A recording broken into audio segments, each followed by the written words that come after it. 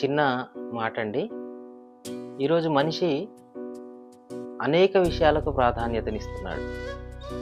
తనను మనుషులు పట్టించుకోకపోయేసరికి బహువేదన పడుతున్నాడు. నాకెవరు కూడా అవకాశం ఇవ్వట్లేదు, ప్రాధాన్యతనివ్వట్లేదు అని కృంగిపోతున్నాడు. నన్నెవ్వరు కూడా పట్టించుకోవట్లేదు అనేటువంటి ఆలోచనతో నీరుగారిపోయేటువంటి పరిస్థితులకు వెళ్ళిపోతున్నాడు.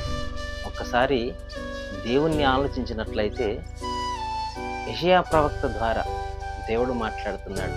మొదటి అధ్యాయంలో, ఆకాశమా ఆలకించుము, భూమి చెవియొగ్గుము, నా పిల్లలను పెంచి పెద్ద చేస్తే నా మీద తిరుగుబాటు చేసి ఉన్నారు. ఏ విధంగా తెలుసా? ఎద్దు తన కామాందు నెరుగును, గాడిద తన సొంత వాని దొడ్డిని ఎరుగును. ఇశ్రాయేలీలకు తెలివి లేదు, వారు ఆలోచించట్లేదు. అంటే ఒక్కసారి ఆలోచించండి, దేవుడు ఎవరికి మొదటి ప్రాధాన్యతనిచ్చాడు? మొట్టమొదటి ప్రాధాన్యత దేవుడు నీకిస్తే ఈరోజు నువ్వు ఎవరికి ఇస్తున్నావు?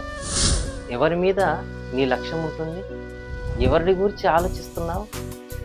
ఒకసారి ఆలోచించు. నువ్వు ఇవ్వాల్సింది మొదటి ప్రాధాన్యత ఎవరికి?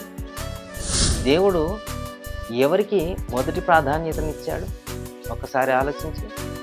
ఈరోజు నువ్వు నీ ఆలోచన, నీ విధానాలు, నీ పద్ధతులు మారాలి. లేనట్లయితే దేవుని మీద తిరుగుబాటు చేస్తున్నావు అనేటువంటి సత్యాన్ని నువ్వు గ్రహించాలి. మారుతావని ఆశిస్తున్నాను. దేవునికి మహిమకరంగా నిలబడతావని బ్రతిమిలాడుతూ ముగిస్తున్నాను.